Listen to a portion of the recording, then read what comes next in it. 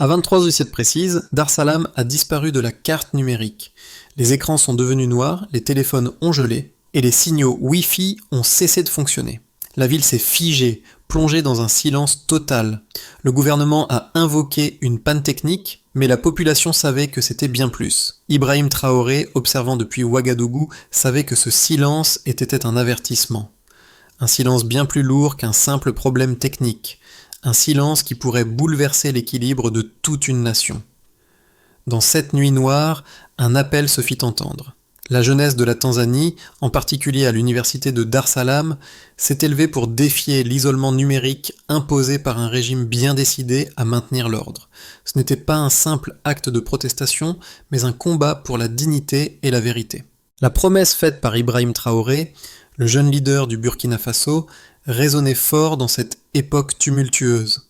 La dignité est la véritable richesse de l'Afrique.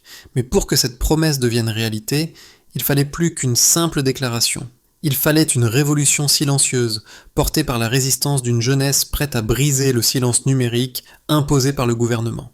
Les enjeux étaient immenses. Si la jeunesse africaine réussissait à s'imposer, ce serait un tournant décisif pour l'ensemble du continent. Si elle échouait, la répression deviendrait la norme.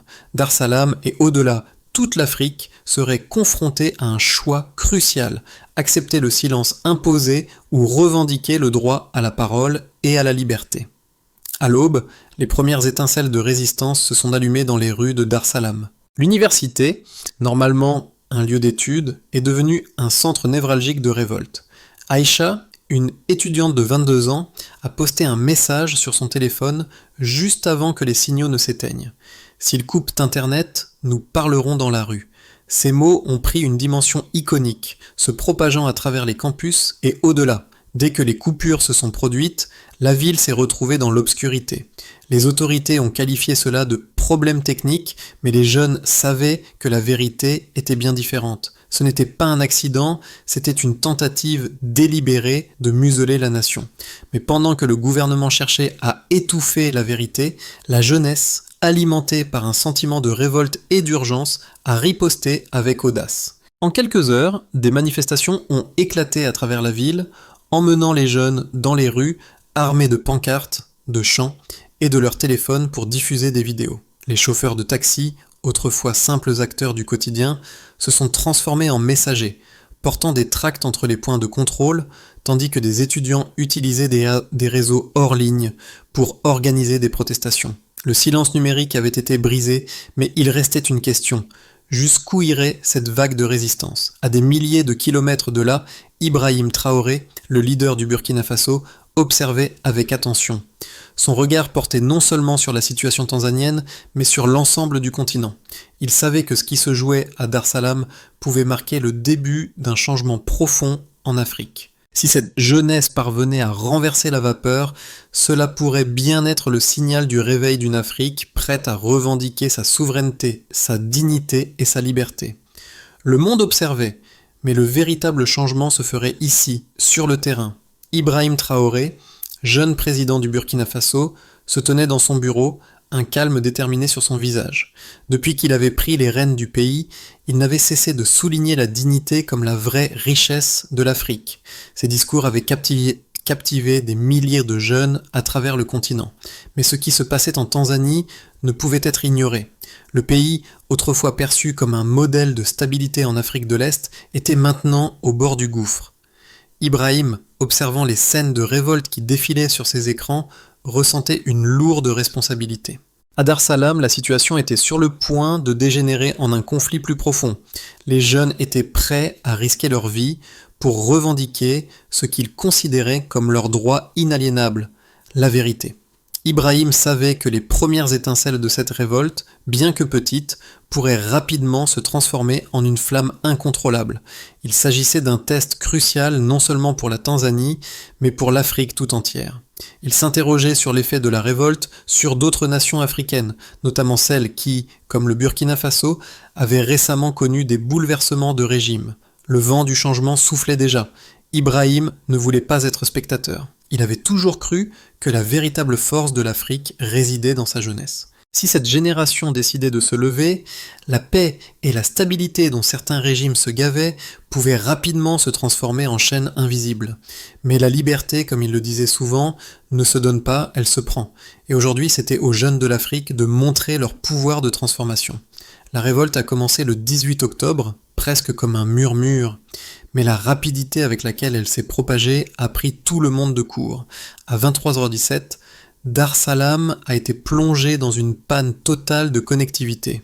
Le gouvernement a immédiatement annoncé une coupure technique, mais pour les jeunes, la coupure n'était pas une simple panne de réseau, c'était un message clair. Le pouvoir voulait garder le contrôle à tout prix. À l'aube, les premières manifestations ont éclaté dans les rues de la ville.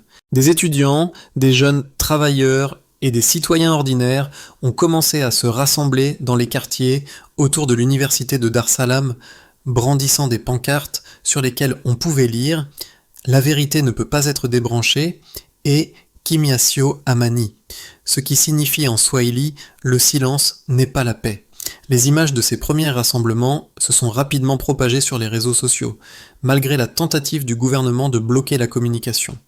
Le soir du 19 octobre, la situation a pris une tournure plus violente.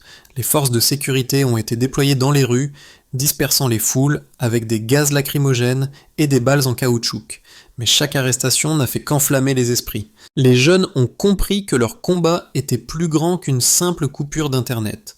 C'était une lutte pour la dignité, pour le droit de s'exprimer, pour refuser l'oppression. Les 20 et 21 octobre ont été des journées de tensions croissantes. Les manifestations se sont intensifiées, soutenues par des étudiants, des chauffeurs de taxi et des vendeurs ambulants qui, eux aussi, avaient été privés de leurs moyens de communication et de commerce. Les gens ont formé des chaînes humaines tentant d'empêcher les forces de l'ordre de disperser les foules. Certains jeunes ont même organisé des sit-ins à des endroits stratégiques pour empêcher le passage des convois militaires. Le 22 octobre, un tournant décisif a eu lieu. Les manifestants, après avoir été sévèrement réprimés, ont trouvé un moyen de contourner les restrictions numériques imposées par le gouvernement. À travers des réseaux privés virtuels, des vidéos et des images ont circulé en dehors du pays. Ces images ont eu un impact immédiat et mondial, attirant l'attention des médias internationaux et des diplomates étrangers. Pendant ce temps, Ibrahim Traoré observait ces événements avec une attention soutenue. Bien qu'éloigné de la Tanzanie, il savait que les événements qui se déroulaient à Dar Salam étaient un signal fort de l'état d'esprit d'une génération africaine. Le soulèvement tanzanien, bien qu'isolé géographiquement, était une manifestation du désir de changement qui bouillonnait dans de nombreuses autres nations africaines. Ce qui se passait en Tanzanie allait résonner dans toute l'Afrique, et peut-être même au-delà. Le 23 octobre, la tension a atteint son paroxysme lorsque des militants, connus pour leur activisme numérique, ont lancé un appel à l'internationalisation du mouvement. Les hashtags Maluaze et La vérité ne peut pas être débranchée et ont rapidement envahi les réseaux sociaux mondiaux. En quelques heures, les jeunes de Nairobi, Lagos, Accra et même de Paris ont exprimé leur solidarité avec les manifestants tanzaniens. Le monde entier savait maintenant que le silence de Dar Salam ne durerait pas. Le 24 octobre, l'impact de la révolte a pris une dimension concrète et mesurable. Les données de NetBlocks, une organisation spécialisée dans le suivi de l'accès à Internet, ont révélé une chute vertigineuse de 90% du trafic Internet dans toute la Tanzanie pendant les premières heures de la coupure. Ce chiffre a été un signal d'alarme pour la communauté internationale.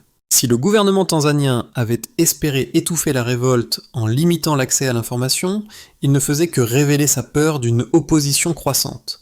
Le peuple avait trouvé un moyen de contourner cette censure numérique. Dès que la coupure d'Internet a été rétablie, des photos et des vidéos de la répression ont émergé sur les réseaux sociaux.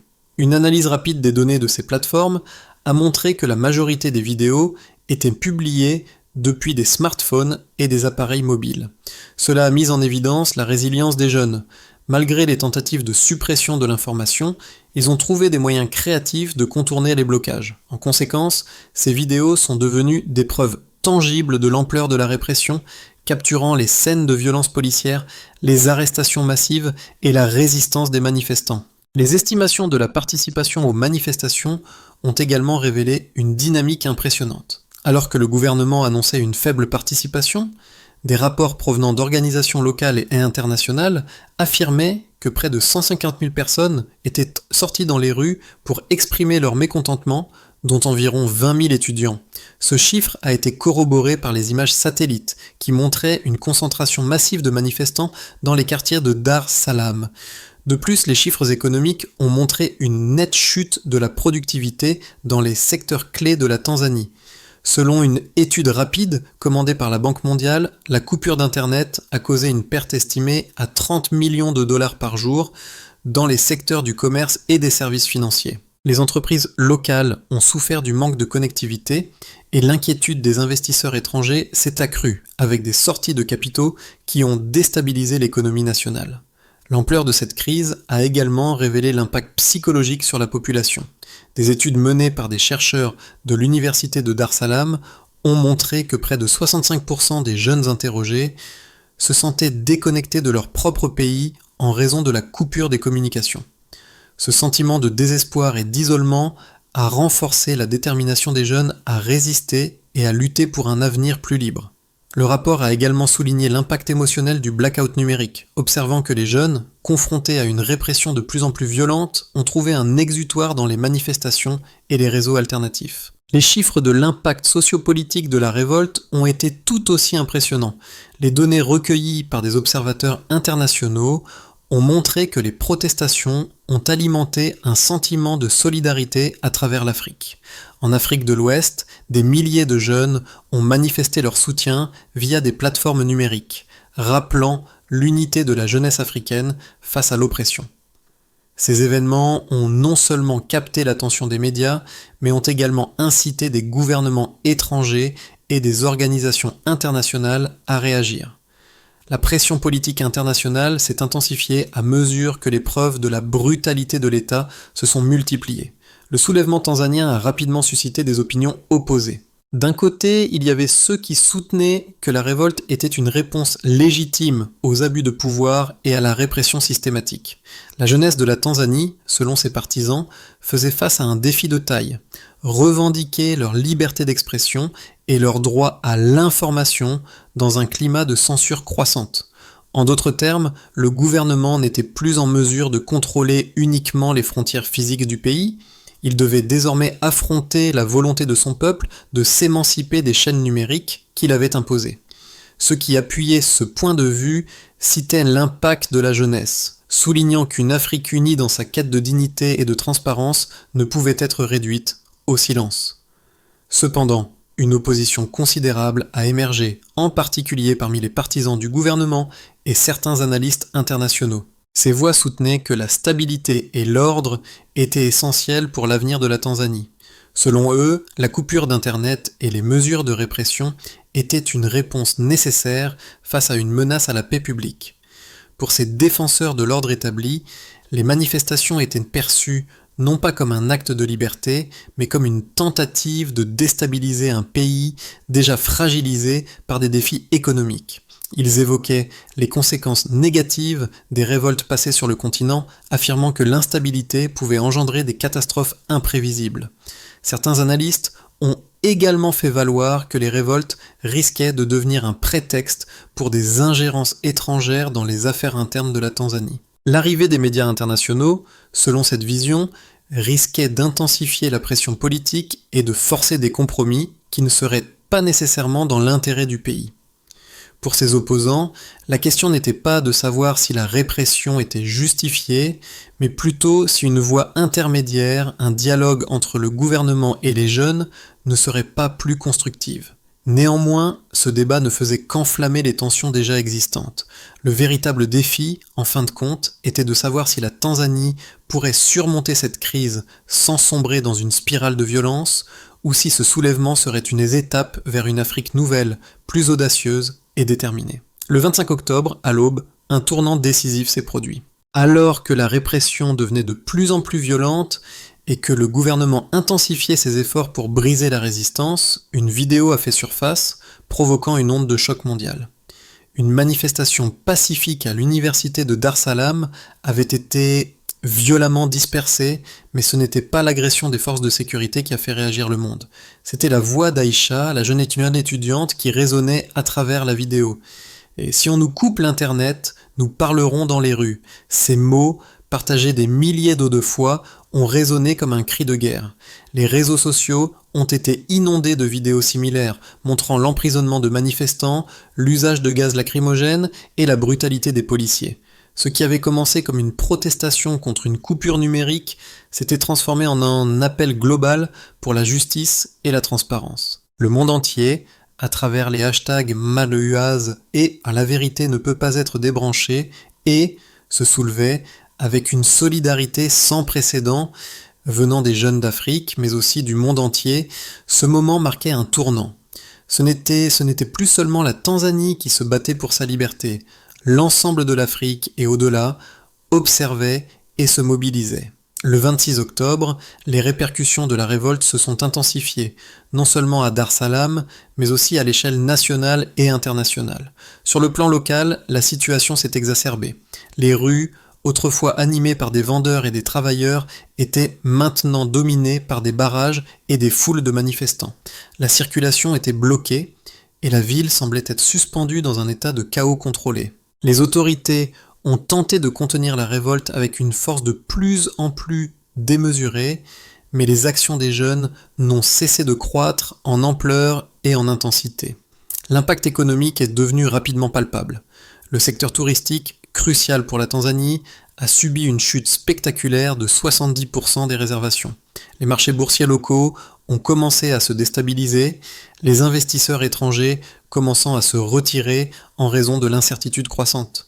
Le gouvernement, qui avait jusqu'alors misé sur la stabilité pour attirer des investissements étrangers, se retrouvait désormais dans une position délicate, risquant de compromettre des années de développement économique en raison de l'instabilité politique interne. Cependant, les conséquences allaient au-delà de l'économie. Au niveau social, le pays était divisé. Les jeunes se mobilisaient pour la vérité et la justice, tandis qu'une grande partie de la population, souvent plus âgée et fidèle au gouvernement, était inquiète des conséquences d'une révolte prolongée. Les scènes de violence avaient engendré une peur palpable parmi les citoyens qui étaient inquiets de voir le pays sombrer dans un conflit prolongé. La pression montait pour une réponse plus mesurée. Mais le gouvernement semblait avoir pris la décision de maintenir une ligne dure. Sur le plan international, la révolte tanzanienne a eu des répercussions majeures. Les dirigeants africains, pour la plupart, ont exprimé des préoccupations quant à la stabilité de la Tanzanie, certains exprimant des préoccupations sur la répression violente, mais sans condamner ouvertement le gouvernement. En revanche, les pays occidentaux ont rapidement réagi. Les États-Unis et l'Union européenne ont lancé des appels à la retenue, tout en menaçant de réévaluer leurs relations avec la Tanzanie si les droits de l'homme continuaient d'être violés. Le soutien mondial aux manifestants tanzaniens s'est intensifié. Les jeunes de toute l'Afrique ont adopté les hashtags UAZ et La vérité ne peut pas s'être débranchée et la solidarité a débordé des frontières du continent. Des manifestations de soutien ont eu lieu dans les grandes villes africaines, notamment à Nairobi, Lagos et Accra. Les jeunes Africains voyaient dans la Tanzanie non seulement un lieu de résistance, mais aussi un symbole de leur propre lutte contre l'injustice et la répression. Les événements tanzaniens ont également commencé à attirer l'attention des organisations internationales de droits de l'homme. Les Nations Unies ont exprimé leur inquiétude face à la violence policière et au traitement des manifestants, tandis qu'Amnesty International a demandé une enquête indépendante sur les abus commis par les forces de sécurité. Ainsi, les conséquences pratiques de cette révolte se sont rapidement étendues bien au-delà des frontières de la Tanzanie. Ce soulèvement devenait un test de la résilience de l'Afrique face aux défis de l'autoritarisme, et un test de la capacité des peuples à se lever pour leurs droits. Ce n'était pas seulement la Tanzanie qui risquait de changer, mais tout un continent qui, peut-être pour la première fois, se dressait ensemble contre l'injustice et la répression. Alors que les manifestations tanzaniennes atteignaient leur apogée, la question qui se posait était de savoir comment cette crise évoluerait dans les mois à venir. 3 scénarios plausibles ont émergé, chacun avec des implications profondes pour la Tanzanie, l'Afrique et la scène mondiale. Considérons d'abord le cas où le gouvernement tanzanien réussit à contenir les manifestations, mais à un coût élevé. Une répression accrue, accompagnée de l'utilisation continue des coupures d'Internet et d'une surveillance numérique accrue, y parvient à étouffer le mouvement de protestation. Cependant, cette victoire temporaire sur le plan politique engendre une détérioration des relations internationales. L'isolement de la Tanzanie augmente, les sanctions économiques se multiplient et les investisseurs étrangers se retirent en masse. La jeunesse, bien que réprimée, reste plus radicalisée que jamais et l'aspiration à la liberté et à la justice se transforme en une lutte de plus longue haleine. Dans ce cas, le pays vit sous une stabilité fragile, marquée par une pression sociale croissante, l'institution d'un climat de peur et une économie en déclin. Pensons maintenant à une évolution plus positive où le gouvernement, sous la pression interne et internationale, décide de répondre aux revendications des jeunes en lançant un dialogue avec l'opposition. Après plusieurs mois de manifestations et de déstabilisation, le régime pourrait céder et organiser des élections libres et transparentes. Cette transition vers une démocratie plus ouverte pourrait non seulement rétablir la paix sociale en Tanzanie, mais aussi servir de modèle pour d'autres nations africaines confrontées à des régimes autoritaires. Cependant, une telle transition comporterait de nombreux risques, notamment une réaction violente des partisans du régime actuel et des défis pour garantir que le processus démocratique ne soit pas capturé par des intérêts particuliers. Imaginons enfin le cas où les événements en Tanzanie ne se limitent pas à une révolte locale.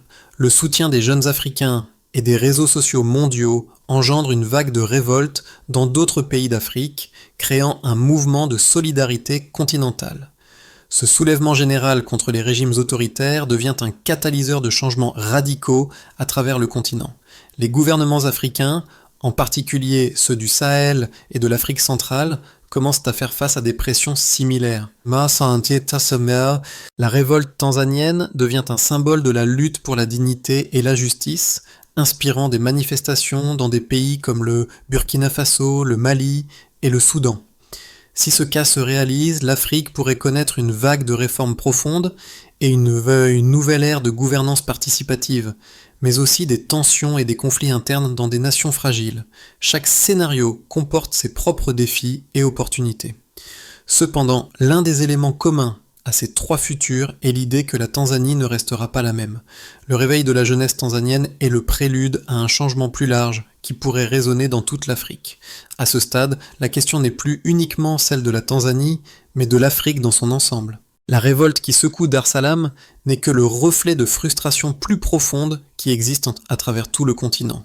Le courage des jeunes Tanzaniens qui se lèvent pour la vérité et la justice est une source d'inspiration pour les peuples du monde entier, mais ce mouvement dépasse le cadre géographique de la Tanzanie, il appelle à une prise de conscience collective. Les jeunes Africains, comme ceux qui manifestent aujourd'hui dans les rues de Dar-Salam, sont les acteurs d'un avenir qu'ils réclament, un avenir où la dignité n'est pas un luxe, mais un droit fondamental. Cette lutte pour la liberté, la transparence et la justice n'est pas seulement une bataille pour un pays, mais une bataille pour toute l'Afrique, pour toutes les générations qui ont été silencieuses ou opprimées.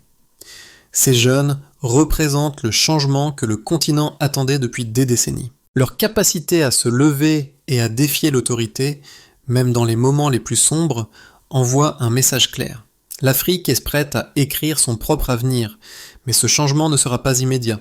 Il nécessite une solidarité mondiale, un engagement continu et un soutien aux forces de liberté à travers le continent.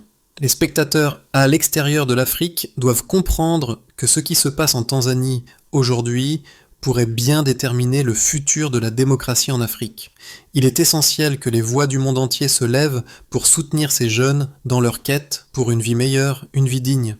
Alors que le vent du changement souffle à travers l'Afrique, il appartient à chacun d'entre nous de participer à ce mouvement. Nous devons comprendre que ce qui est en jeu aujourd'hui est plus qu'un simple soulèvement.